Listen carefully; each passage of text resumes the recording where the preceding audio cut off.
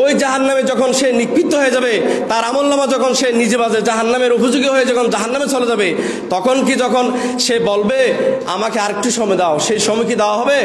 হবে না। প্রিয় দায়িত্বশীল ভাইরা, আমি শুধু আজকে প্রোগ্রাম থেকে এই মেসেজটা দিতে চাই, আমরা এমন একটা সংগঠনের সাথে, এমন একটা দ্বীন ইসলামের সাথে সংশ্লিষ্ট হব, যে সংশ্লিষ্ট হলে ফির দুনিয়া ওয়াফিল আখিরা, আমি দুনিয়াতেও কল্যাণকার হব, আখিরাতেও আমি কি হব? কল্যাণকার হব। নাহমাদু ওয়া নুসাল্লি আলা রাসূলিল কারীম, আম্মা বাদ, ফাউযু বিল্লাহি মিনাশ শাইতানির রাজিম, বিসমিল্লাহির রহমানির রহিম। অধ্যক্ষের আয়োজিত আজকে বাংলাদেশ জামায়াত ইসলাম বদরখালী ইউনিয়ন শাখার অত্যন্ত গুরুত্বপূর্ণ ওয়ার্ড ৭ নম্বর ওয়ার্ডের আজকের কর্মী ও সহযোগী সম্মেলনের সম্মানিত প্রধান অতিথি, এতদ অঞ্চলের সম্মানিত মুরব্বী, বাংলাদেশ জামায়াত ইসলাম মাতামুরি উলামা শাখার সম্মানিত পরিচালক জনাব আলহাজ মাওলানা আবুল বশর হুজুর, এবং আমার শ্রদ্ধেয় শিক্ষক জনাব মাওলানা আবুল কালাম হুজুর সহ বদরখালী ইউনিয়ন আমারতের সম্মানিত আমির প্রিয় ভাই উমর হামজা সহ ছাত্র শিবিরের দায়িত্বশীল এবং সামনে ভূমিষ্ঠ প্রিয় ওয়ার্ডের বিভিন্ন স্তরের কর্মী ভাইয়েরা, মুরব্বী ভাইয়েরা, আসসালামু আলাইকুম রহমতুল্লাহ বরকাতুহু। বক্তব্যের শুরুতে সে মহান রব্বুল আলামিনের দরবারে শুকরিয়া আদায় করছি যে মহান মুনিব আমাদেরকে এই খোলা আকাশের নিচে মাইক টাঙ্গিয়ে মনের যে অভিব্যক্তি, মনের যে দুঃখ বেদনা, যে মনের যে কথাবার্তাগুলা আপনাদের সামনে এভাবে ওপেনভাবে বলার যে মহান রব্বুল আলামিন সুযোগ করে দিয়েছেন, তার জন্য মস্তক অবনতি সকলে পড়ে আলহামদুলিল্লাহ। দরুদ পেশ করছি সেই মহান মানবতার দূত বিশ্বনবী হযরত মুহাম্মদ মুস্তাফা সাল্লাল্লাহু আলাইহি ওয়াসাল্লামের দরবারে শহীদের সর্বোত্তম জান্নাত কামনা করছি, যারা সেই বদর উহুদ থেকে শুরু করে আজ পর্যন্ত আল্লাহর এই জমিনে নতুন বাংলাদেশ উপহার দিতে গিয়ে যে সমস্ত ভাই এবং বোনেরা নিজের তাজা রক্তকে বিলীন করে দিয়ে নতুন বাংলাদেশ উপহার করে দিয়েছেন, সেই সমস্ত শহীদ ভাই এবং বোনদের রুহের আত্মার মাগফিরাত কামনা করে আমি আজকের প্রোগ্রামের কিছু দুই একটি কথা বলার জন্য চেষ্টা করতেছি। প্রিয় দায়িত্বশীল ভাইয়েরা, আমি যে কথাটি বলতে চাচ্ছি, আল্লাহ রাসূল সাল্লাল্লাহু আলাইহি ওয়াসাল্লামের একটা হাদিসের নির্যাস মূল কথা হচ্ছে কি, এই যে গ্রীষ্মকালীন গরম পড়তে পড়তে মানুষের যে কৃষি খাতগুলো আছে, জমিগুলা একেবারে ফেটে সুসির হয়ে যায়। একেবারে সুসির হওয়ার পর যখন বর্ষা মৌসুমের বৃষ্টি বাদল শুরু হয়, বৃষ্টি পড়ার সাথে সাথে এই শুকনো মৌসুমের ফেটে সুসির হওয়া জমিটা আবার কি হয়, চাষাবাদের জন্য উপযোগী হয়ে যায়। তখন ট্রাক্টর কিংবা নাঙ্গল দিয়ে আমরা কি করি, এই চাষাবাস করে আমরা ধান রোপণ করি। ধান রোপণ করার পরে অনেকেই চাষবাস করার পরে 1 মাস 2 মাস 3 মাস হওয়ার পরে যখন হলুদ বর্ণ ধারণ করে, তখন মানুষ বলতে থাকে 200 আরি হবে, 150 আরি হবে, 100 আরি হবে। মানুষ কল্পনা করে আগামীকাল ধান কি কর্তন করতে যাবে, আজকে রাত্রে কৃষকেরা বলবে ভালো ধান হয়েছে মাশাআল্লাহ, এরকম বলে না? কিন্তু এই আগামীকাল ধান কৃষক কাটার পর পরশু বাসায় গিয়ে ধান নেওয়ার পরে টোটাল কি যাবে, একটা স্টকে চলে যাবে। কিন্তু আল্লাহ রাব্বুল আলামিনের যে ফয়সালা, সে একদিন আগে কালকে ধান কাটতে যাবে, একদিন আগে আল্লাহ রাব্বুল আলামিনের পক্ষ থেকে এমন একটা ভয়াবহ সিডন এবং বন্যা এসে 91-এর মতো ভয়াবহ সিডন এসে সমস্ত কিছু বেশি নিয়ে যায় না? এরকম হয় না? ঠিক তদ্রূপ আমাদের জীবনটা হচ্ছে এরকম।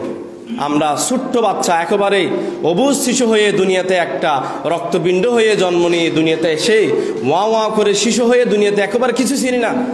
এই ছোট্ট অবস্থায় দুনিয়াতে এসে আমরা আস্তে আস্তে বড় হয়ে নোরানি মাদ্রাসায় ভর্তি হয়ে কোরআন এবং হাদিস শিখে যখন একটু একটু বড় হয়ে মেচুর হয়ে মাদ্রাসায় যখন যাই, স্কুলে যখন যাই, তখন পড়ালেখা শেষ করলে হয়তো বা সর্বোচ্চ আমরা বিশ্ববিদ্যালয়ের টিচার হব, না হয় কৃষক হব, না হয় ব্যবসায় হব।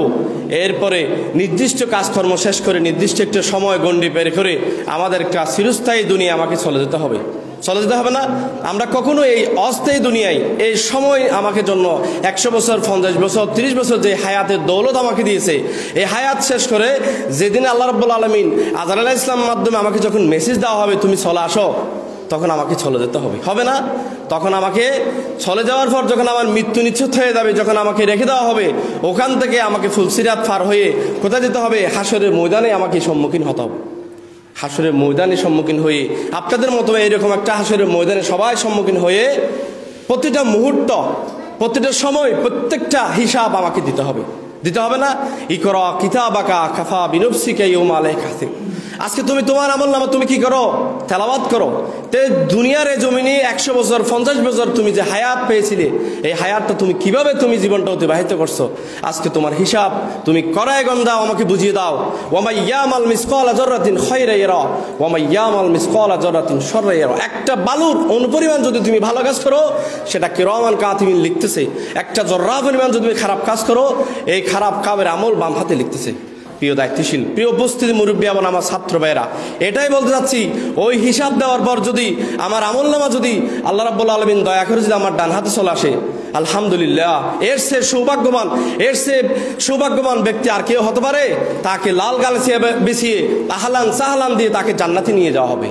কিন্তু দুর্ভাগ্যের বিষয়, দুনিয়ার জীবন আপনি যদি শয়তানের দুকায় যদি নিমজ্জিত হয়ে নিজের নফসের সাথে যদি আপনি উঠে আসতে না পারে, নিজের জীবনকে যদি গুনাহের সাথে লিপ্ত হয়ে যদি জীবন অতিবাহিত করে ফেলেন, তাহলে যে আপনার আমলনামা আল্লাহ না করে যদি আপনার বাম হাতে চলে আসে, তাহলে দুর্ভাগ্য।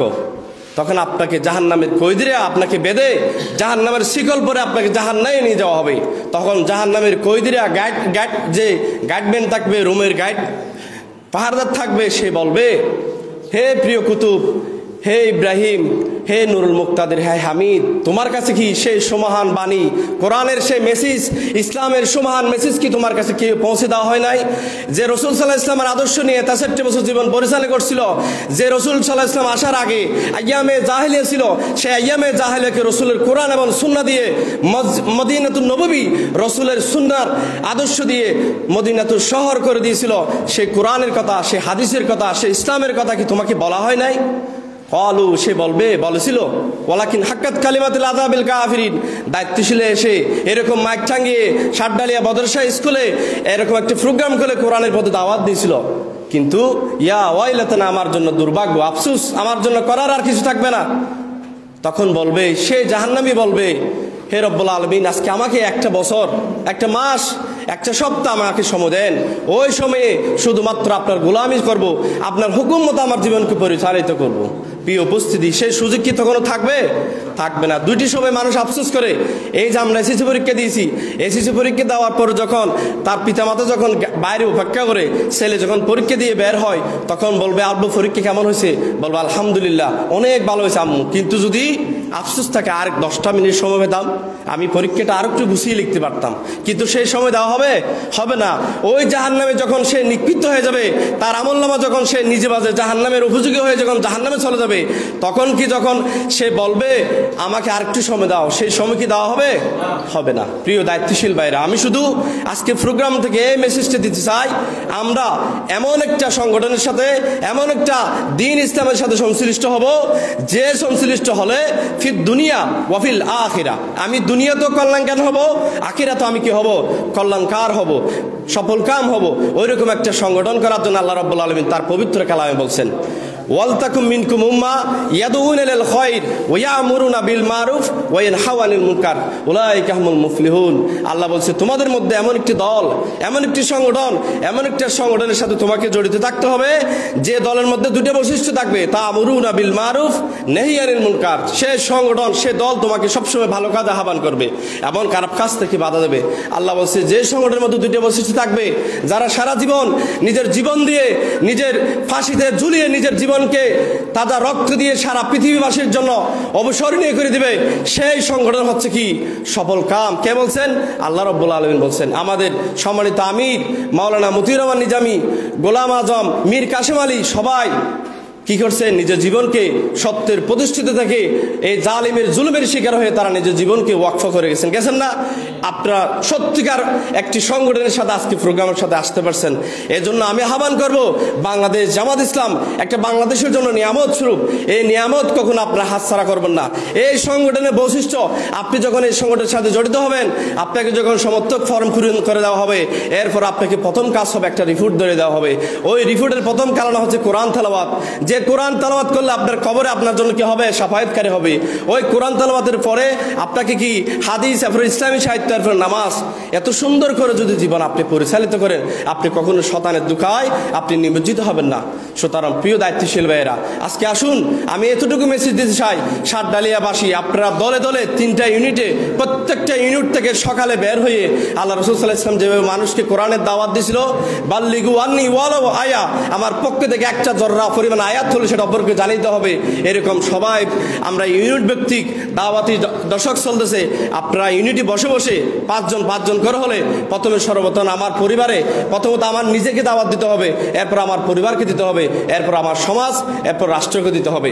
এরকম সবাই কোরআনের সমাজকে আলোকিত করার জন্য উদাত্ত আহ্বান জানিয়ে আমার বিক্ষিপ্ত কথা এখানে শেষ করছি। ওয়ামা তৌফিক ইল্লা বিল্লাহ। আসসালামু আলাইকুম রাহমাতুল্লাহ।